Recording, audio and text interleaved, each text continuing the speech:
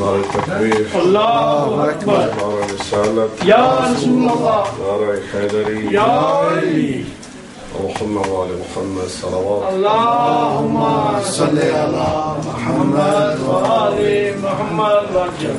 وفوض امر الى الله ان الله بصير بالعباد. استغفر الله واسأل له التوبة.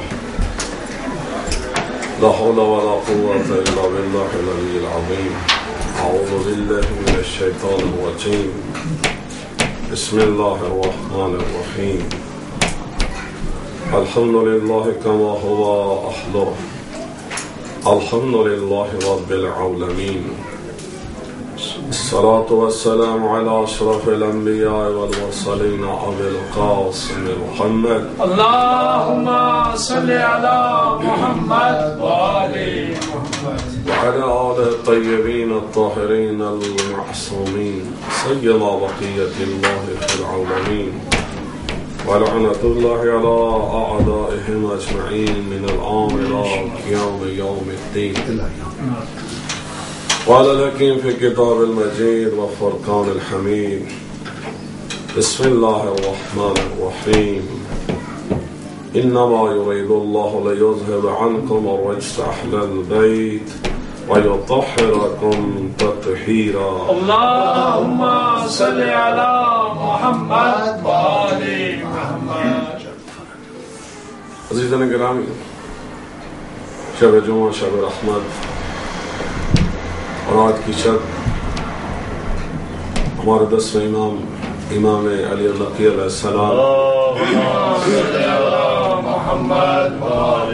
شہادت کی رات بھی ہے، اور پروردگار سے دعا ہے کہ تمام مومنین و مومنات اور خصوصاً حاضرین کی حاجات کو پورا فرمائے، اور مومنین کے دلوں کے اندر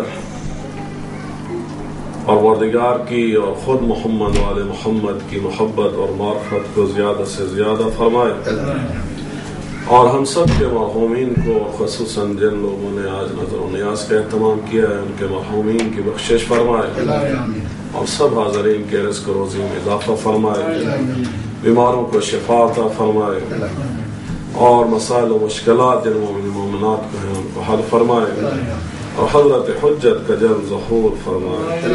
بواز بلند صلوات.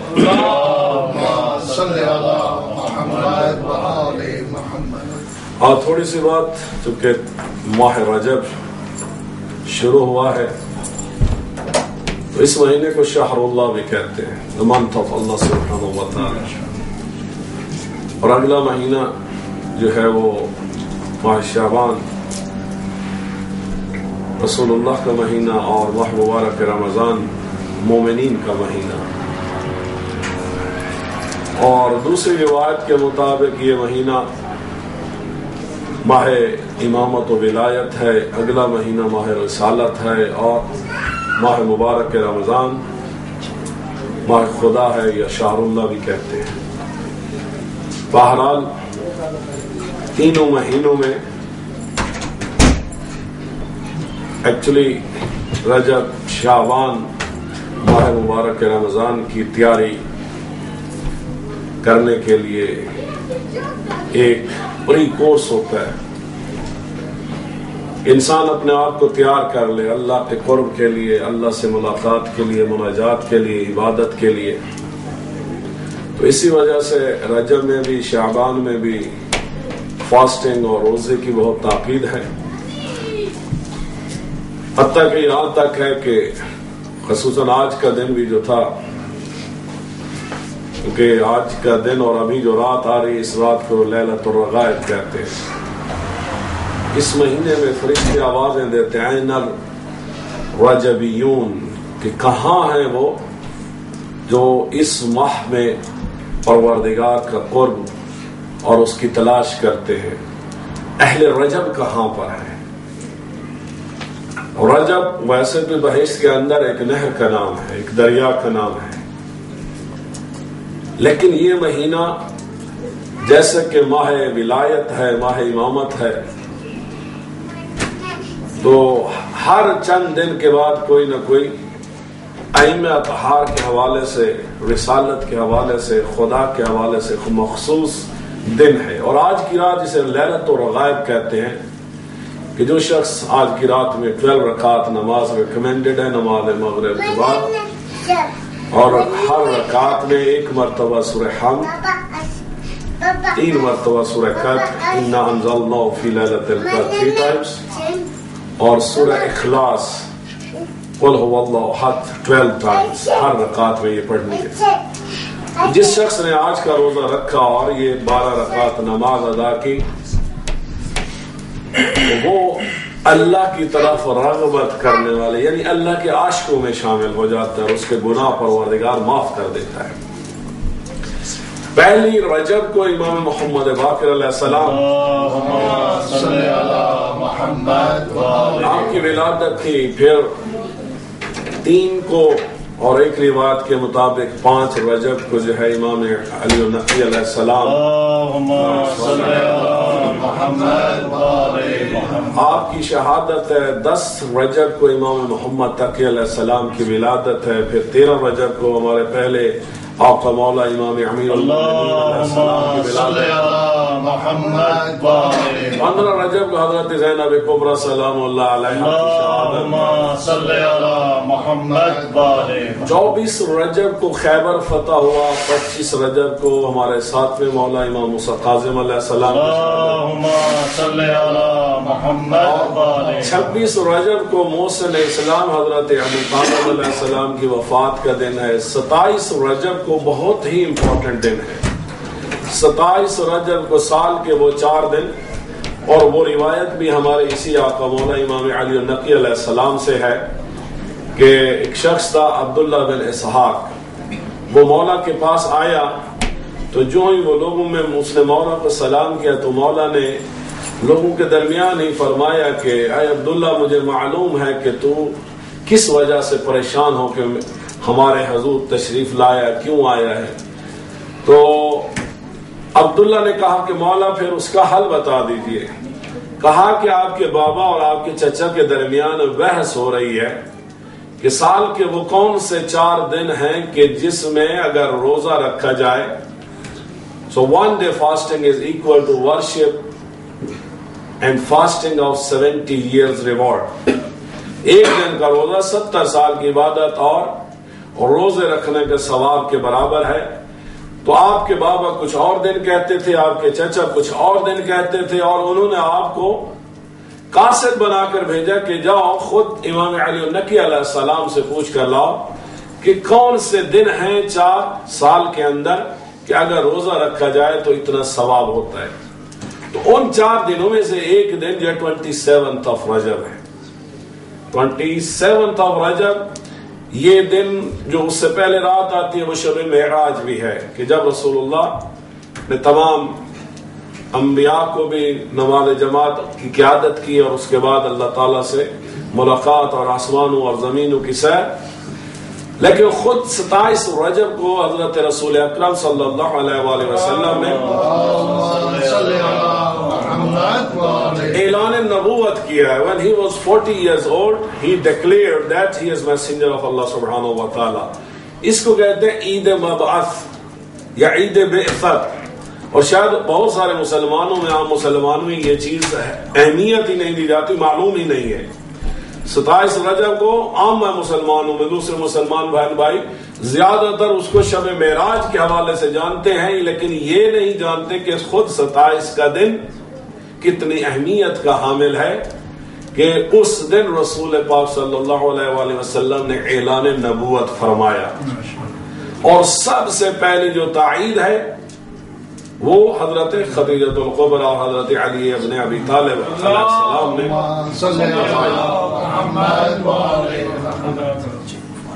تو 4 دنوں میں سے ایک دن جو ہے جس کی بہت زیادہ فضیلت ہے وہ 27 رجب ہے.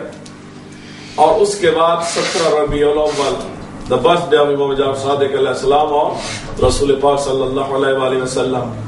اس کے بعد 25 ذوالقعدہ کہ اس دن اللہ تعالیٰ نے کعبہ کے نیچے زمین بچھائی. اور اسی دن جو حضرت نوح علیہ السلام کی کشتی یا کوہ جودی کے ساتھ جا کے ٹھہری، یعنی وہ طوفان کے جس میں سے وہ جو چند لوگ بچے ہوئے تھے اس کشتی میں، ان کو بھی اگر آرام و سکون ملا تو وہ وہی دن تھا جس کو 25 ذی القعدہ کہتے ہیں، اور اس دن روزہ رکھنا۔ اس کے بعد 18 ذی الحج عید غدیر، عید غدیر کے دن بھی جو ہے جہاں سیلیبریشن کی جائے، جہاں پہ ایک بہت مستحب عمل ہے کہ مومنین ایک دوسرے کو سیخ اخوت پڑھیں، ایک دوسرے کو اپنا بھائی بنائیں، اور پھر بھائی کے بھی کچھ ایکسٹرا حقوق ہوتے ہیں ایک دوسرے کے اوپر وہ سیخ اخوت پڑھنے کے بعد۔ تو وہ دن جو ہے جو عید ولایت ہے، عید امامت ہے 18 ذی الحج، اس کو بھی روزہ رکھنے کی وہی اہمیت ہے کہ جو ان 3 دنوں کو ہے۔ تو اس لیے بہرحال پروردگار ہمیں توفیق دے جب تک زندہ ہیں ان 4 دنوں کو بھولے بھی نہیں، اور یہ 4 دن سیلیبریٹ کرنے کے بھی ہیں اور روزہ رکھنے کے بھی ہیں، اور یہ وہ دن ہے کہ جب انسان اللہ کا بھی قرب پانے کی کوشش کرے اور محمد و آل محمد کا بھی قرب پانے کی کوشش کرے۔ صلوات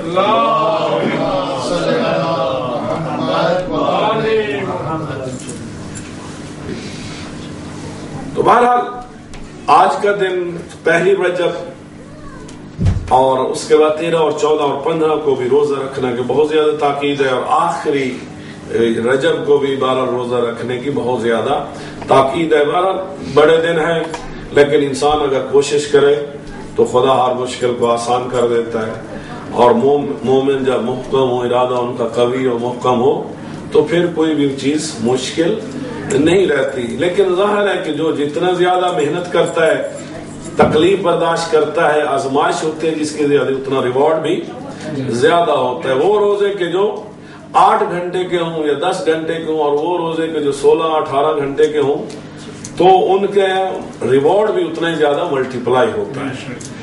اور خود مثلا ائمہ اطہار سے یا حضرت مریم سلام اللہ علیہا سے پوچھا گیا کہ آپ کو دنیا کی کون سی چیز پسند آئی، تو مولا امیر المومنین علیہ السلام نے بھی یہی فرمایا کہ گرمیوں کے روزے اور سردیوں کی لمبی راتیں جس میں انسان کھڑے ہو کر اللہ سے مناجات کرتا ہے۔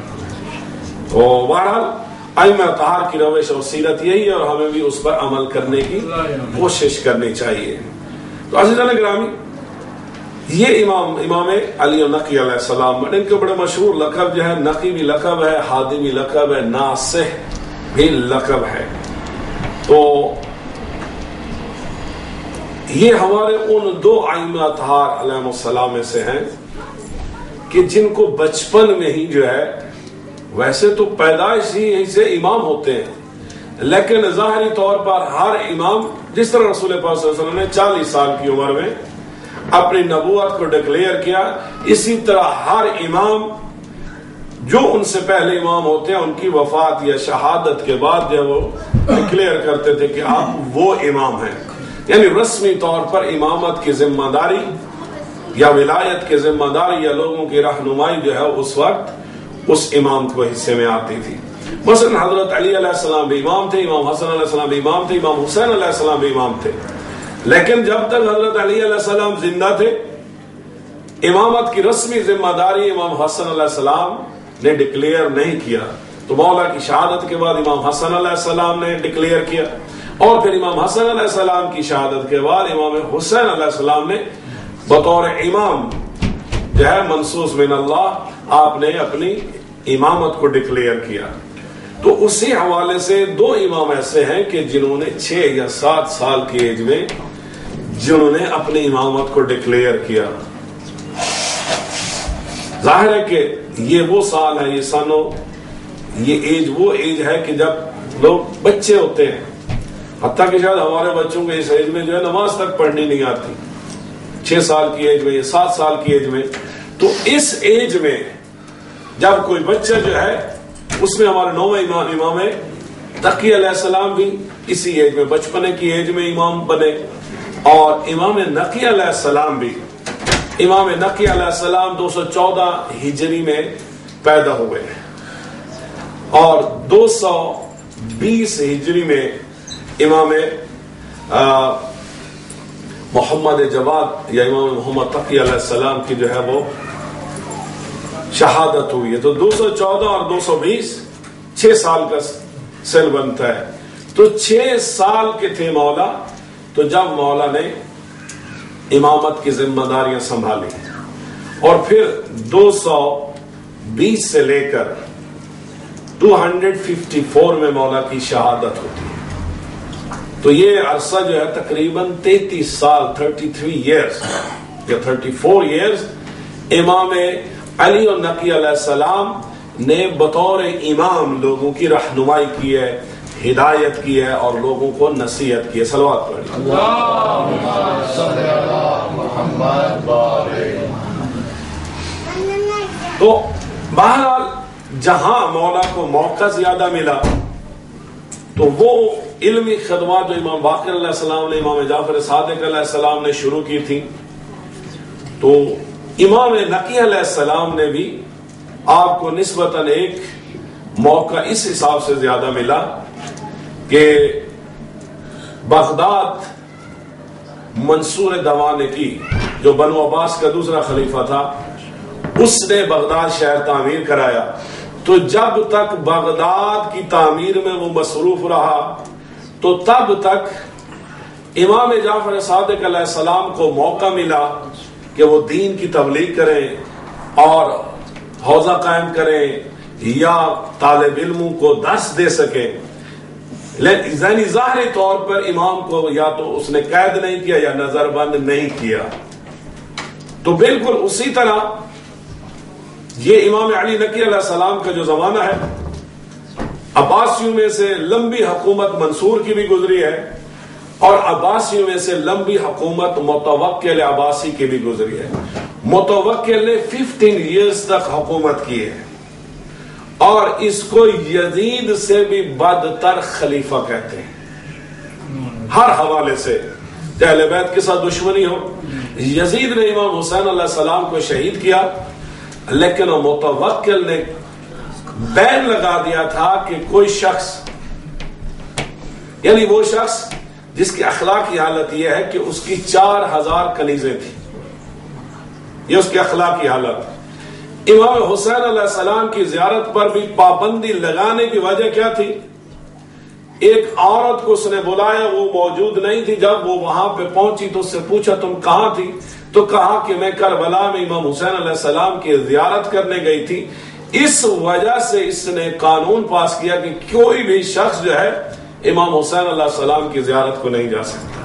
نہ صرف یہاں تک بلکہ پھر اس نے حکم دیا جو نئے یہودی مسلمان ہوئے تھے جن کو نہیں معلوم تھا کہ رسول یا امام کیا ہوتے ہیں، اس کو حکم دیا کہ جاؤ جتنے ارد گرد گھر ہیں، ظاہر ہے اس وقت تک محلات بن چکے تھے، ان گھروں کو مسمار کر دیا گیا اور پھر امام حسین علیہ السلام کے مزار کو مسمار کیا گیا اور پھر کوشش کی گئی کہ وہاں پر دریا کو بہا دیا جائے، لیکن ایک مخصوص مقام ہے جہاں تک جو ہے وہ پانی آتا، اس کے بعد پانی نہیں جاتا تھا، اور مسلمانوں نے پھر انکار کر دیا۔ پھر وہ دوسرے یہودی کو لے کر آیا اور پھر جب تمام یہودی بھی لگے رہے اور پانی حرم کو نہیں بہا رہا تھا اور وہ اپنے بیلچوں اور تیشوں سے بھی حرم کو نہیں گرا پا رہے تھے، تو اس وقت اس یہودی نے جو ہیڈ کر رہا تھا مزدوروں کو پوچھا کہ یہ کیا ہے؟ لوگوں نے بتایا کہ یہاں پہ نواسہ رسول فرزند جناب بطور امام حسین علیہ السلام جو وقت کا امام تھا، جو جوانان جنت کا سردار، یہاں پہ وہ دفن ہے، اور وہ مقام کے جہاں تک پانی گیا اور آگے نہیں گیا، آج تک اس ایریا کو ہائر کہتے ہیں۔ ہائر یعنی گہری جگہ، جگہ کے طور پہ وہ گہری تھی، یعنی ڈیپ تھی باقی جگہ سے، لیکن پانی عام طور پہ کیا بلندی سے گہری جگہ میں ڈیپ پلیس میں جاتا ہے، لیکن یہ مولا کا معجزہ ہے کہ پانی کو دریا کو اس طرف ڈائریکٹ کرتے تھے، لیکن حرم کے قریب جو ہے آ کے پانی آگے نہیں جاتا تھا، اور جس کی وجہ سے یہ لوگ مسلمان ہو گئے۔ لیکن یہ بدبخت متوکل جو ہے اس نے اہل بیت کو ہر حوالے سے تکلیف اور اذیت دینے کی کوشش کی۔ تو اسی حوالے سے ظاہر ہے کہ امام علی النقی علیہ السلام مدینہ میں مسند علم پر فائز تھے، لوگوں کو فیض پہنچا رہے تھے، لوگوں کو گائیڈ کر رہے تھے، ہدایت دے رہے تھے، تو اس سے برداشت نہ ہوا۔ اور مولا کو جو ٹائم ملا اس کی وجہ کیا تھی کہ متوکل نے جو ہے وہ سامرا شہر بنایا۔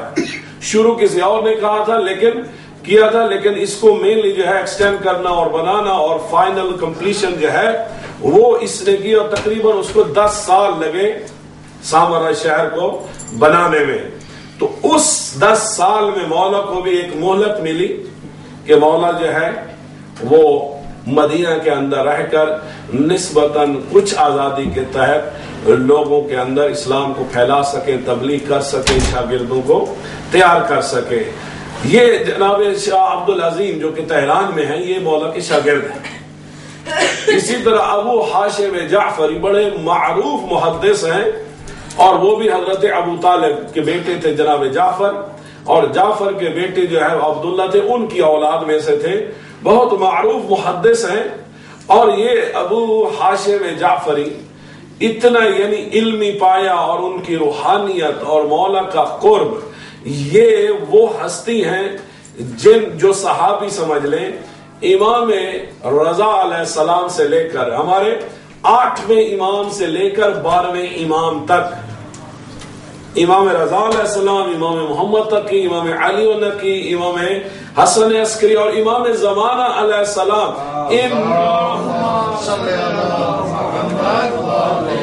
ان تمام ائمہ کا زمانہ اس نے دیکھا ہے، اور ان تمام ائمہ کے شاگرد بھی رہے ہیں، اور ان کی رہائش کہاں تھی؟ بغداد میں۔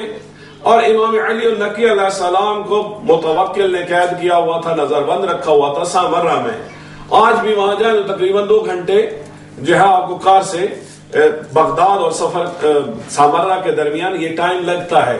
اب اس زمانے میں فاسٹسٹ جو سواری تھی رائڈ تھی وہ ہارسز تھے، تو گھوڑا تھا۔ اب ایک دن ابو حاشم کہتے ہیں مولا میں برداشت نہیں کر سکتا کہ میں آپ سے ایک دن بھی آپ سے جدا رہوں، آپ سے دور رہوں۔ یعنی یہ دیکھیں کہ مولا کے شیعوں کی محبت کس طرح ہوتی ہے۔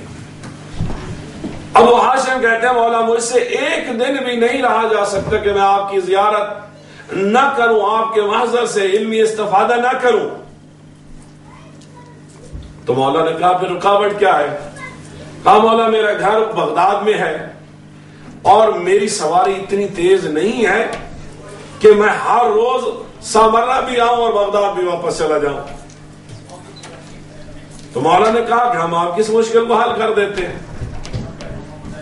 تو مولا آئے اور ابو حاشم کو ان کے گھوڑے پر سوار بھی کیا، اور صرف امام معصوم نے ان کی سواری پر ہاتھ رکھا تو کہا آج کے بعد تمہیں یہ شکایت نہیں ہوگی کہ تمہاری سواری کی رفتار تیز نہیں ہے۔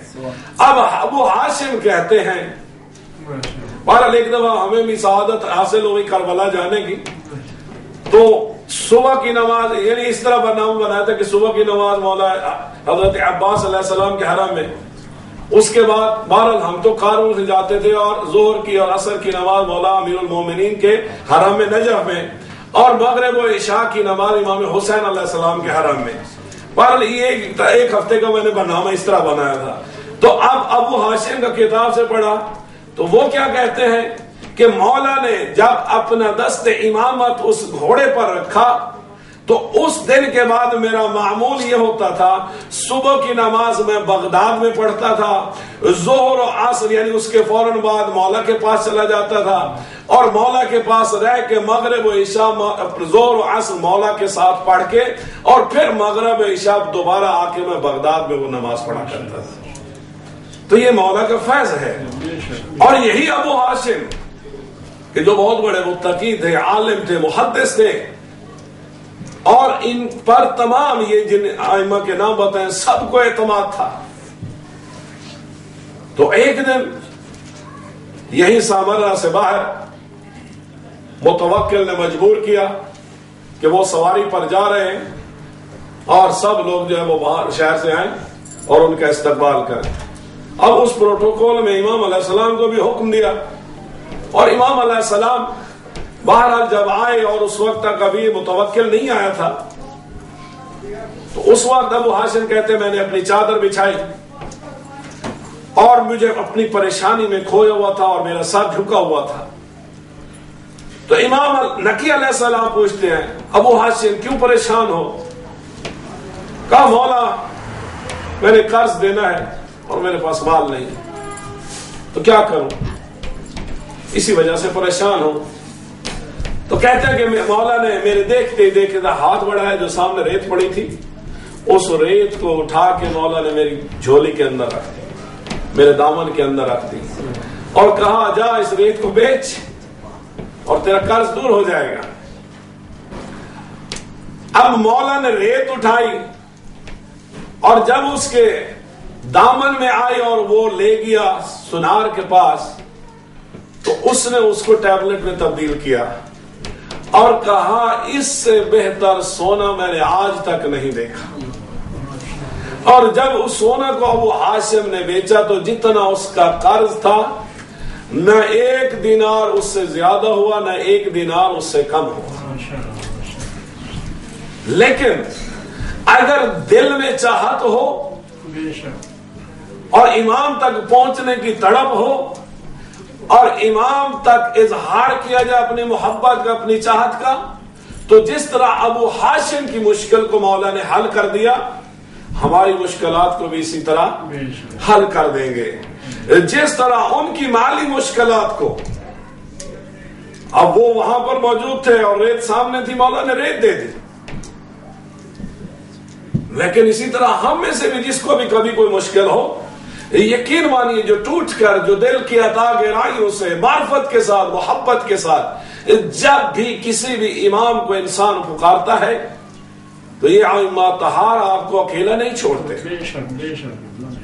یہ آپ کو اکیلا نہیں چھوڑتے، یہ آپ کی دنیا کے بھی ضامن ہے یا آپ کی آخرت کے بھی ضامن ہے. لیکن فرق کیا ہے؟ ابو ہاشم نے اپنا سارا مال سب کچھ دین پر لٹا دیا تھا. مولا کو معلوم تھا یہ ہماری محبت میں مخلص ہے، خالص ہے، جو کچھ تھا لٹا دیا ہے.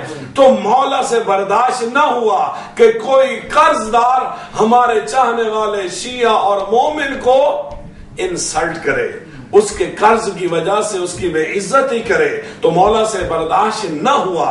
اب ہوتا کیا ہے بعض اوقات ہم عمل میں جو ہے وہ شیعہ نہیں ہوتے، عمل میں مولا سے محبت نہیں کرتے، عمل میں مولا کے لیے دین کے لیے کچھ قربان نہیں کرتے، لیکن جب ہمیں مشکل آتی ہے تو ہم پکارتے ہیں. تو اس کو کہتے ہیں نفاق. جب ہم سچے نہیں ہیں تو پھر کس طرح امید رکھ سکتے ہیں کہ جن کے بارے میں قرآن کہتے ہیں کونوا مع الصادقین، لوگوں سچوں کے ساتھ ہو جاؤ. سچوں کے ساتھ انسان تب ہوتا ہے جب خود سچا ہو. اگر سارے لوگ جھوٹے ہوں اور ان میں ایک سچا آ جائے تو لوگ سب کو جھوٹوں کے ساتھ اس کو بھی جھوٹا کہیں گے. کیوں؟ اگر وہ سچا تھا تو وہ جھوٹوں کے ساتھ نہ رہتا، وہ جھوٹوں کے اجتماع میں نہ جاتا، وہ جھوٹوں کے ساتھ رشتہ داری نہ رکھتا، وہ جھوٹوں کے ساتھ تعلق نہ رکھتا، اس کا اٹھنا بیٹھنا جھوٹوں کے ساتھ نہ ہوتا. اور سورہ مرسلات 29 چیپٹر قرآن کا اس کی آخری سورہ ہے، یعنی 30واں پارہ جہاں شروع ہوتا ہے اما یتساءلون، اس سے پہلے والے چیپٹر میں اس سورہ کی ٹوٹل 50 آیات ہیں. صلوات پڑھی.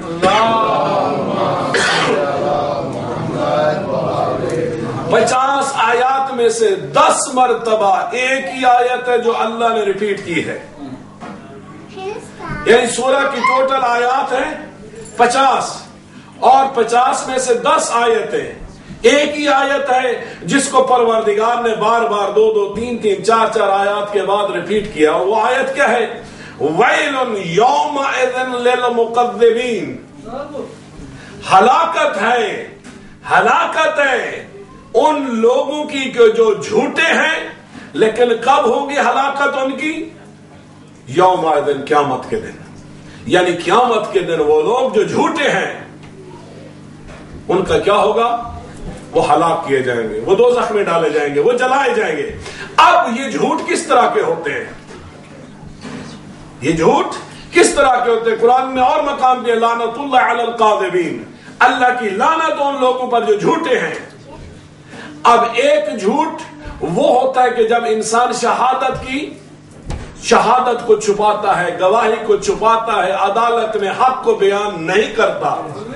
حق کو جب انسان بیان نہ کرے کسی بھی وجہ سے، چاہے ڈر ہو، مثلا آج کل پاکستان میں ایک ماحول ہے، وہ لوگ جو شیعوں کو قتل کرتے ہیں وہ اتنے مضبوط ہیں، ان سے پولیس بھی ڈرتی ہے، ان سے وکیل بھی ڈرتے ہیں، ان سے جج بھی ڈرتے ہیں، اور ان سے گواہ بھی ڈرتے ہیں۔ پولیس والے ڈرتے ہیں لہذا وہ ان کے خلاف کیس نہیں بناتے، اس کے بعد وکیل ڈرتے ہیں، اور کئی وکیلوں کو جو بھی کسی بھی شیعہ مقتول کا وکیل بنتا ہے مقدمہ لڑتا ان کو قتل کر دیا جاتا ہے۔ وکیل ڈرتے ہیں کہ ہم کسی مقتول کا، مظلوم کا دفاع کرنے جائیں، اس کا حق لینے جائیں اس کے قتل کا، تو ان کو بھی قتل کر دیا جاتا ہے۔ اسی طرح وہ لوگ جو گواہیاں دیتے ہیں، کیونکہ عدالت چلتی ہے گواہوں پر، وٹنسز پر۔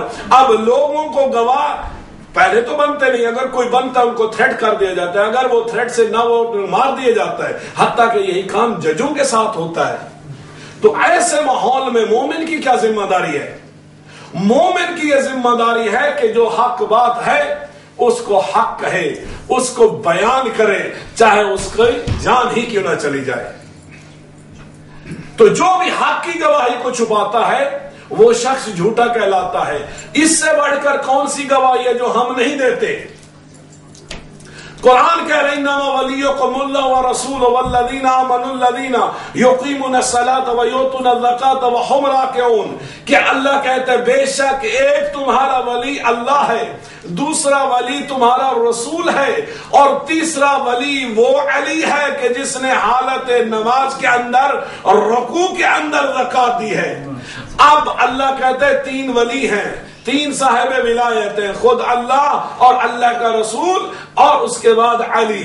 اب جو شخص کہے اشہد اللہ الہ الا اللہ، جو بیان کرے اور اس پہ رہ جائے، اس نے توحید کی شہادت دی، اس نے جھوٹ نہ بولا۔ اگر جو وہ شخص جو توحید پرست ہیں وہ جھوٹے، یا وہ شخص جو خدا کو اولاد مانتے ہیں یا کسی کے اولاد مانتے ہیں یا ان کی اولاد مانتے ہیں وہ جھوٹے، چاہے وہ کرسچن ہو، یہودی ہو، کوئی بھی ہو، جو خدا کو وحدہ لا شریک نہیں مانتا یا خدا کو ہی نہیں مانتا وہ جھوٹا ہے۔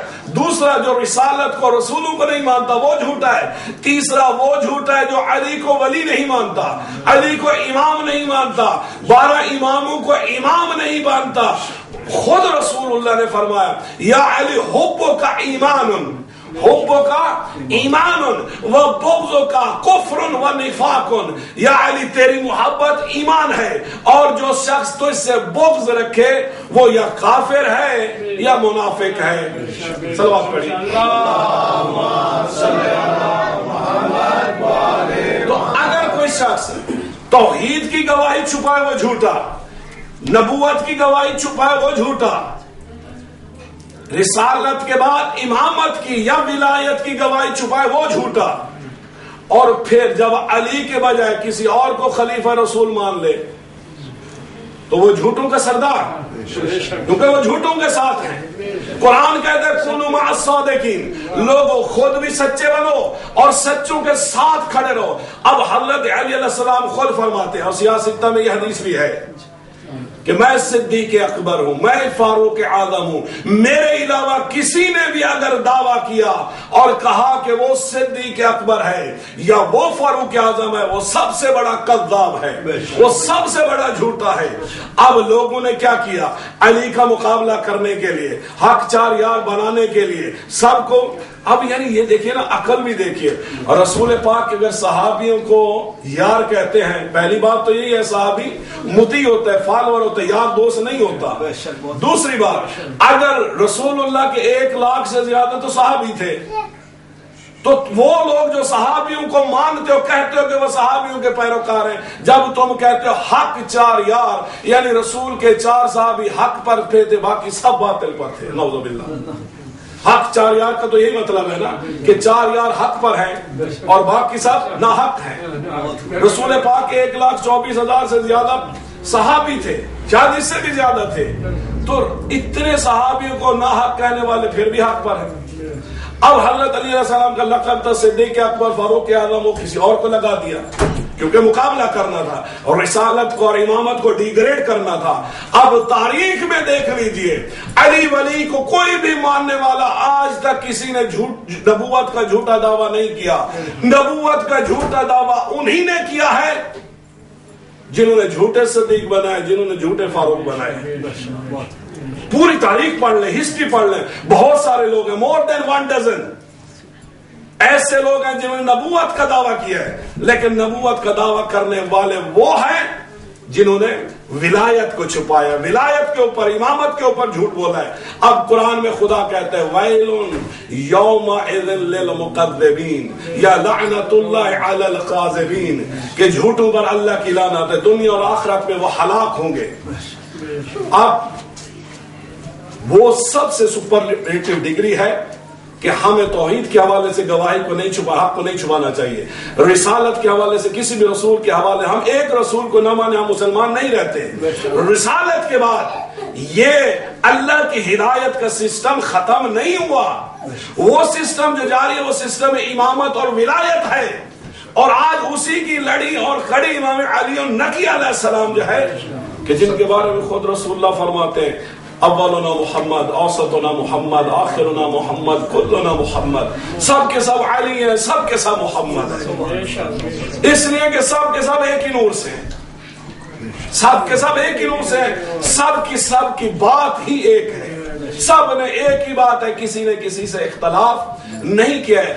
اب ہمارے آپ کے لیے بھی یہی ہے کہ جھوٹوں پر اللہ کی لعنت ہے، جھوٹوں کی دنیا اور آخرت میں بھی ہلاکت ہوگی۔ تو ہمیں کیا کرنا چاہیے؟ ہمیں ہر بات پر جھوٹ بولنا چاہیے۔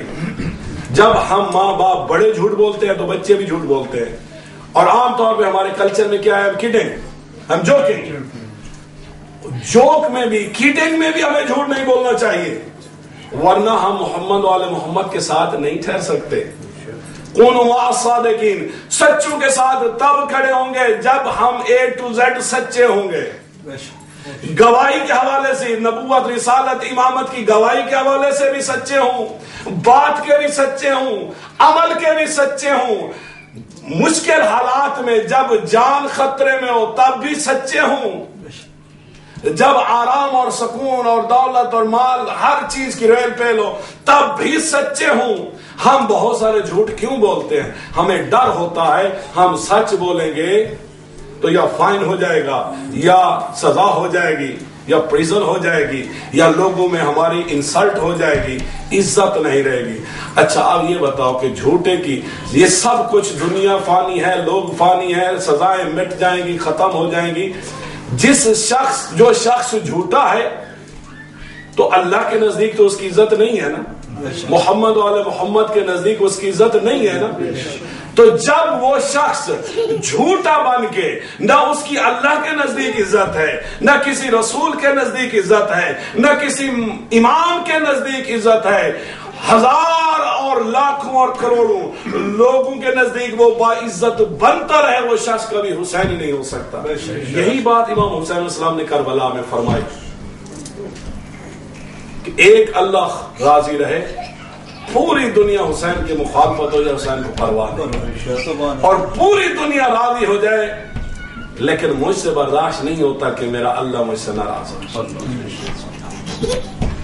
تو یہ چیز ہمیں حق اور سچ کو بیان کرنا ہے، گھریلو لائف میں بھی، اپنی ڈیلی لائف میں بھی۔ ضروری نہیں ہے ہر سچ کو بولا جائے، اور اسلام اس سچ کو بولنے سے بھی منع کرتا ہے جس سچ کے بولنے سے کسی کی عزت چلی جائے، کسی کی آپس میں میاں بیوی کے طلاق ہو جائے، بہن بھائی آپس میں لڑ پڑے۔ یعنی ایسے سچ، یعنی کیا خدا آپ کی ہر عیب کو، گناہ کو جانتا ہے لیکن اللہ کسی کو بتانے نہیں آتا۔ امام زمان علیہ السلام ہر چیز کو جانتے، وہ کسی کو بتانے نہیں آتے۔ یعنی کیا ہے، وہ جانتے ہر سچ کو، ہر ریالٹی کو، لیکن ہر ایک کو ہر ایک سچ نہیں بتاتے۔ ہماری ذمہ داری بھی یہی ہے کہ ڈیلی لائف میں جھوٹ نہ بولیں، لیکن ہماری کچھ ایسی انفارمیشن، ایسی باتیں جو ہم جانتے ہیں لیکن اس سے کسی کی انسلٹ ہو، کسی کی عزت پامال ہو جائے، کسی کے تعلقات خراب ہو جائیں، تو وہ بھی بتانے کی ضرورت نہیں ہے، تا وقت کہ کوئی حاکم شرعی یا کوئی قاضی آپ کو عدالت میں بلائے اور اس وقت آپ پر لازم ہو جاتا ہے کہ آپ حق کو بیان کریں۔ ادروائز جس طرح خدا ستار العیوب ہے اسی طرح ہمیں بھی ستار العیوب ہونا چاہیے۔ خدا لوگوں کے عیبوں کو چھپاتے ہیں، ہمیں بھی چھپانا چاہیے۔ خدا نہ خواستہ میری بات سے یہ بات نہیں اخذ کر لینی چاہیے کہ آج کے بعد ہم نے ہر سچ بولنا ہے، اور ہر سچ سے ظاہر ہے کہ پھر دنیا شاید نہ چل سکے۔ تو ہمیں ڈیلی لائف میں کڈنگ نہیں کرنی ہے، جوکنگ نہیں، جھوٹ نہیں بولنا۔ کڈنگ کریں، لوگوں کو ہنسائیں، مسکرائیں، کچھ نہیں ہوتا، لیکن کڈنگ میں بھی، جوکنگ میں بھی لوگوں کے فن نہ کریں، لوگوں کی انسلٹ نہ کریں، کسی کو نامینیٹ نہ کریں، سچ کے ساتھ بولیں۔ تو یہی بات جو ہے امام علی النقی علیہ السلام کی سیرت ہے اور زندگی ہے۔ اب لوگ چاہے دل سے چاہیں یا نہ چاہیں، امام جب چاہتا ہے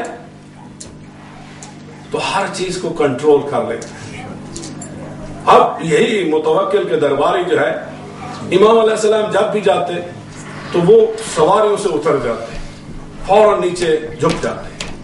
تو ایک دن انہوں نے طے کیا کہ یہ تو ہمارے ایج سے بھی ہم سے چھوٹے ہیں اور پروٹوکول اور ہر حوالے سے ہم بڑے افسر ہیں، تو ہم کیوں ان کے لیے اتر جاتے ہیں؟ تو آج کے بعد ہم کو ان کو کوئی پروٹوکول نہیں، کوئی احترام نہیں کریں، کوئی ادب و احترام نہیں کریں گے۔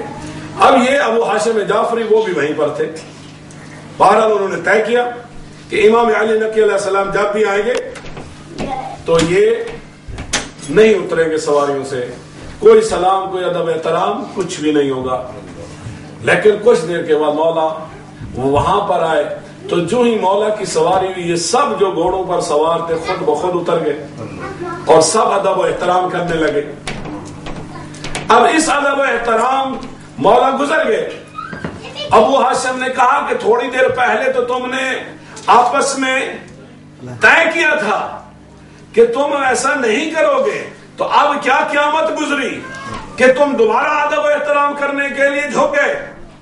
تو انہوں نے کہا ہمارے اختیار میں نہیں تھا، یعنی ہم بے اختیار، سوچ یہی تھی کہ نہیں اتریں گے، لیکن ہمارا بدن اور روح ہمارے اختیار میں نہیں رہی اور ہم بے اختیار سواریوں سے بھی اتر گئے اور فرزند زہرا کے ادب اور احترام کے لیے جھک گئے۔ تو امام جب چاہتے ہیں تو اس طرح ہر چیز کو کنٹرول بھی کر لیتے ہیں۔ اب اسی طرح ایک اور متوکل نے چاہا کہ مولا کو جو ہے انسلٹ کرائی جائے، پورا دربار سجا ہوا تھا اور ایک بہت بڑا جادوگر بھی وہاں پہ بلایا ہوا تھا، اور اس نے کہا کہ آج کچھ ایسا کرو کہ امام علیہ السلام کی توہین ہو جائے، لوگ ان کا مذاق اڑائیں۔ تو اب اس نے کیا کیا، کھانا لگایا گیا۔ اب سینکڑوں کی تعداد میں لوگ تھے کیونکہ سب لوگوں کو دکھانا تھا، سب کی دعوت کی، مولا کو بلایا، اپنے ساتھ بٹھایا۔ اب امام علی نقی علیہ السلام نے روٹی اٹھانے کے لیے ہاتھ بڑھایا تو اس جادوگر نے اپنے جادو سے وہ روٹی ہوا میں اڑا دی۔ مولا نے دوسری دفعہ روٹی اٹھانے کی کوشش کی، اس نے پھر مولا کے ہاتھ میں آنے سے پہلے روٹی پھر ہوا میں اڑا دی۔ مولا نے تیسری مرتبہ ہاتھ بڑھایا تو اس نے پھر یہی کام کیا۔ تو بالکل مولا کے سامنے تکیہ تھا اور تکیے کے اوپر جو ایک شیر کی تصویر بنی ہوئی تھی۔ تو مولا نے ہاتھ کا اشارہ کر کے کہا کہ شیر آ اور اس جادوگر کا صفایا کر دے۔ تو وہ تصویر فوراً شیر بھی بن گئی، اس جادوگر کو بھی کھا دیا اور اس کے بعد دوبارہ جا کے تصویر بن گئی۔ اب سب کانپنے لگ گئے اور اسی اثنا میں متوکل بھی کانپنے لگ گیا کہ پلاننگ تو میری تھی، جو ایک اشارے سے اس جادوگر کو ختم کر سکتے ہیں مجھے بھی ختم کر سکتے ہیں۔ تو مولا سے ریکویسٹ کی تو مولا نے کہا کہ یہ شخص اپنی حد سے بڑھ گیا تھا، لیکن واپس اس کو اس لیے نہیں کرتا۔ اگر عصائے موسیٰ نے جو سانپ بن کے سانپوں کو، جادوگروں کے سانپوں کو اس نے کھایا تھا، اگر اس نے اگل دیا ہوتا تو یہ شیر بھی آج اسے اگل دیتا.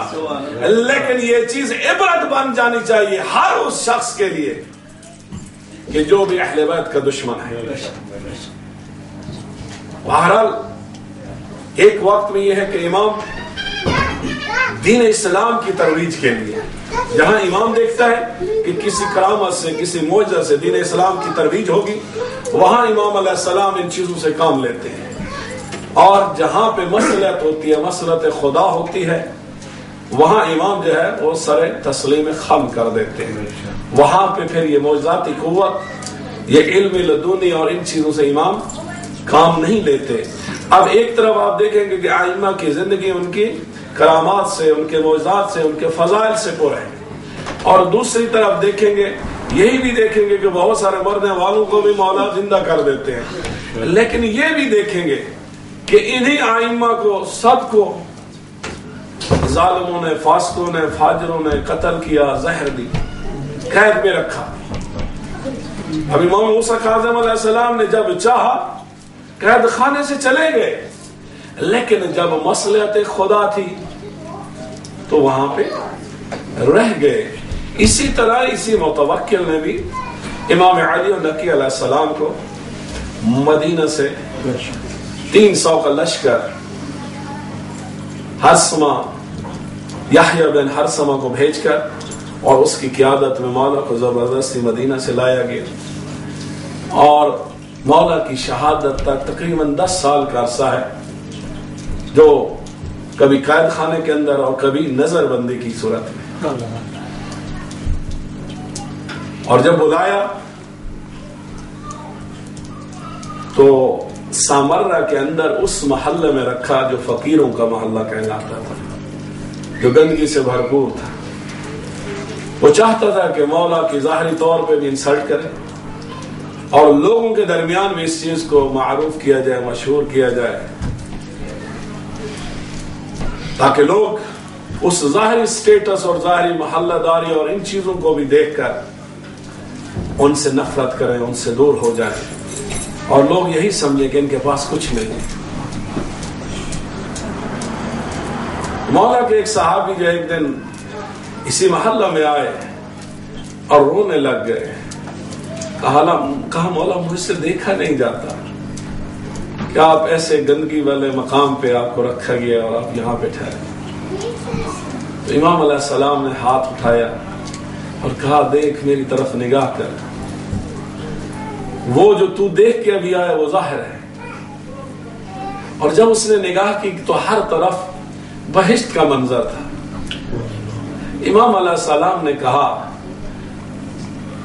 یہ ظالم جس حال میں بھی ہمیں رکھنا چاہتے ہیں ہم اس پر راضی ہیں. اور اسی حال میں مولا کی جب کیونکہ یہ بیمار بھی ہوا تھا اور کہیں سے اس کا علاج بھی نہیں ہوتا تھا اور پھر دیکھیے کہ یعنی دشمنوں کو بھی خالی نہیں جانے دیتے. آخر کر مولا کے پاس آئے.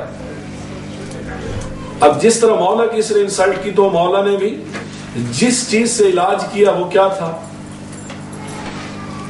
یہ بھیڑ بکریوں کی مینگنیاں تھی. مولا نے کہا جاؤ اس کے زخم پر لگاؤ اور وہ جب انہوں نے سنا تو وہ خود بھی شوق میں آ گئے اور مذاق اڑانے لگے. لیکن کسی نے کہا کہ اگر فرزند بطول نے بتایا تو عمل کر لو اور اس کے اسے شفا ملی اور شفا ملنے کے بعد مولا کی شہرت زیادہ ہو گئی. اب جو ہی مولا کی شہرت زیادہ ہو گئی لوگ زیادہ آنے لگ گئے تو اس کی جیلسی بھی زیادہ ہو گئی. تو اس نے مولا کو نظر بندی سے قید خانے میں ڈال دیا اور پھر اسی حال میں مولا کو زہر دے دی.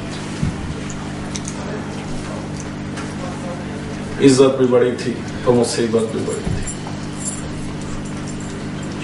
السلام علی الحسین وعلی علی بن الحسین وعلی اولاد الحسین. آؤ حسین کی مظلوم اولاد کا سلام کریں. حسین مظلوم تو خود بھی مظلوم تھا اور تیرے بعد تیری اولاد بھی مظلوم تھی.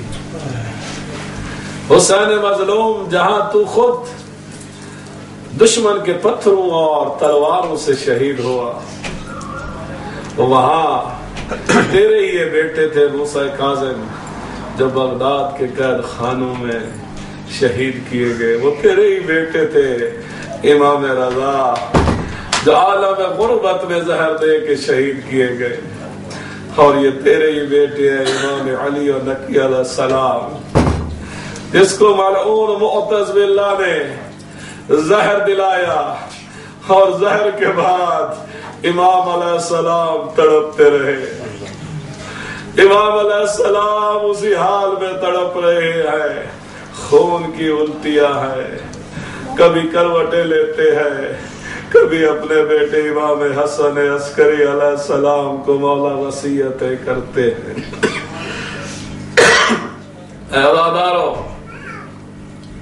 یہ ملعون جتنے بھی بدبخت تھے، اگرچہ زہر دی، قید خانے میں مولا کو شہادت ملی، لیکن اتنا ضرور ہوا کہ امام کے بیٹے نے امام علیہ السلام کو غسل بھی دیا، کفن بھی دیا، لوگ مولا کے جنازے میں آ کے شریک بھی ہوئے، امام علی نقی علیہ السلام کو دفن بھی کر دیا گیا، لیکن ہائے حسین، ہائے کربلا کے سید الشہداء، مولا عجیب قسمت ہے آپ کی، جب آپ کی شہادت ہوئی تو آپ کا بیٹا بھی موجود تھا، لیکن سید سجاد کے ہاتھ ہتھکڑیوں سے بندھے ہوئے تھے، گلے میں توق تھا، اور سجاد کہتے رہے مجھے بابا کو دفن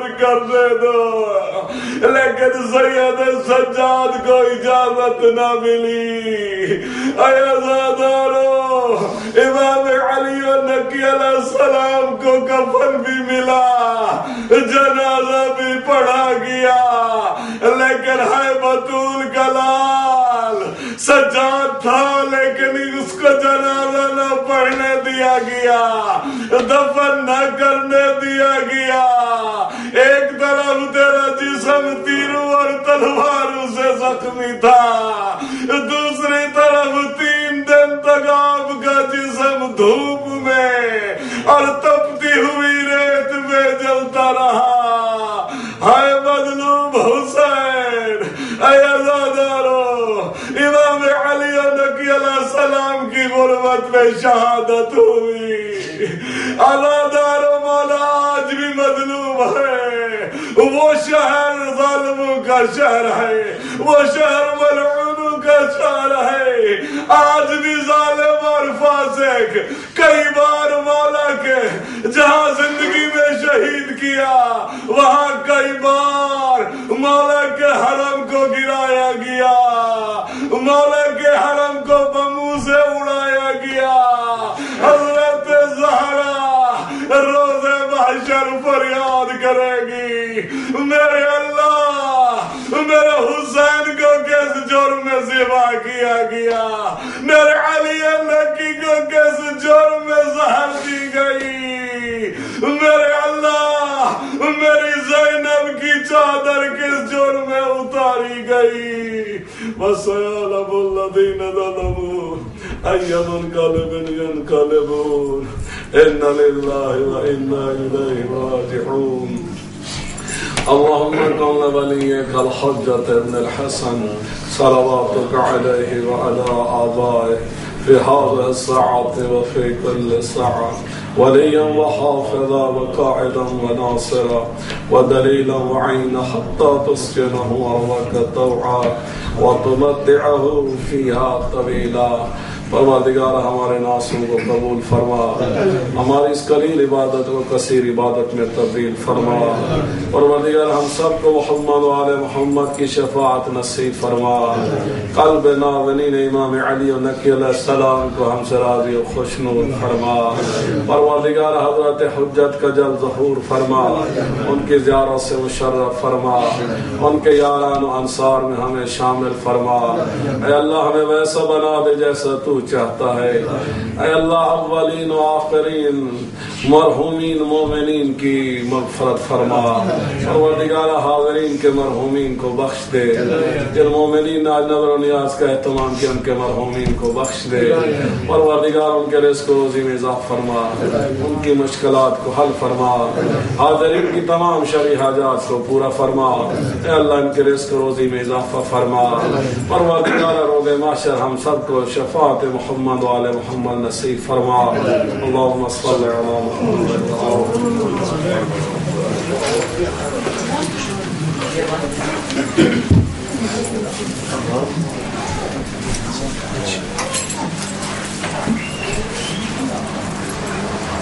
اکبر اللہ اکبر اللہ اکبر اللہ اکبر۔